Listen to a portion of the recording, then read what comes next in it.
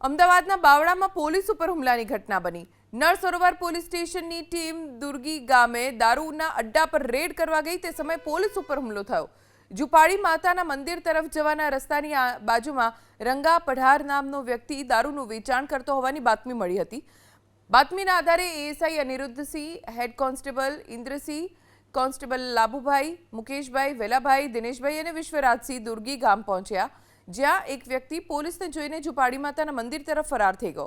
Police કર્મીઓ તેમનો પીછો કરતા હાજર લોકોએ આરોપીને બચાવવાનો પ્રયાસ કર્યો।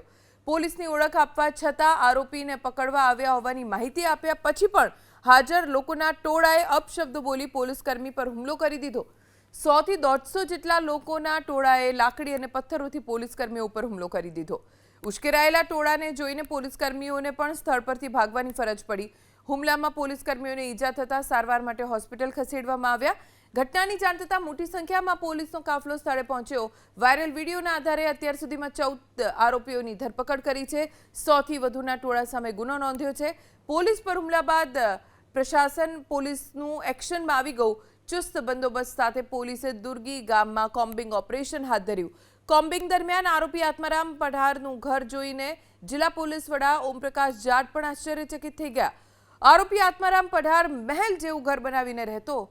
એટલું જ નહીં, કોમ્બિંગ દરમિયાન પોલીસે વધુ 6 આરોપીઓને રાઉન્ડ અપ કર્યા। સમગ્ર મામલે ગામના સરપંચ નાનીબેને પ્રતિક્રિયા આપી કે ઘટના સમયે તેઓ ગામમાં નહોતા હાજર, પરંતુ ઘટના અંગે જાણ થતાં જ બજારમાં દુકાનો બંધ કરાવી।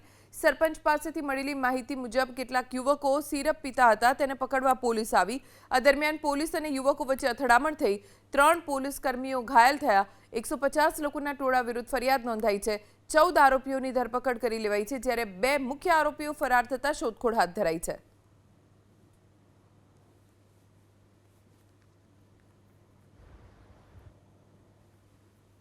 સરોવરનો સ્ટાફ મારા ગામની અંદર દારૂની રેડ કરવા આવેલો।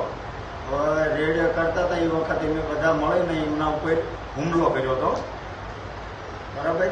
અને એક જણ ઘાયલ થઈ ગયો હતો, એટલે એને માફી માગવી છે, આ અમારી ભૂલ છે।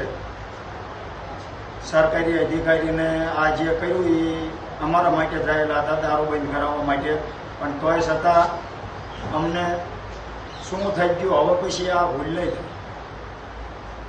સમાજ માટે કંઈક સારું થાય એવું વિચારશું ને એવું કરશું।